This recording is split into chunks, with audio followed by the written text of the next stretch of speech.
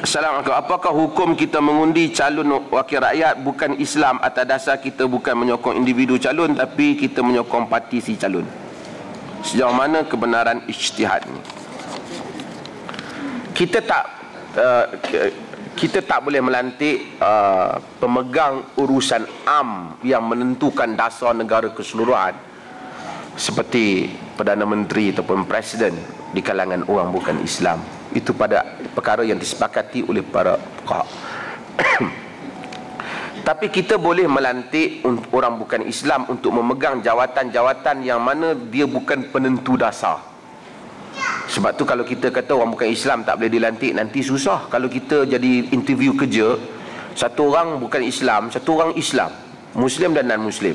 Kalau kita kata tak boleh lagi ambil non-Muslim sebagai bekerja ataupun memegang apa-apa jawatan, nanti susah. Kita buat keputusan haram pilih dia, haram pilih cikgu, haram pilih guru besar non-Muslim.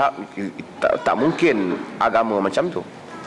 Kita boleh melantik mereka jika pada keyakinan kita dia lebih memberikan manfaat kepada rakyat dan umat dibandingkan orang lain. Hal ni akhirnya balik kepada kita kerana kita yang tahu apa tujuan kita pilih.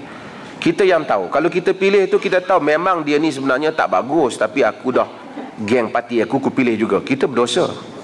Kita fanatik. Saya kata tidak ada orang yang percaya 100% pada satu parti, melainkan dia membodohkan dirinya sendiri. Semua parti dia bukan maksum. Dia terdedah pada salah dan silap.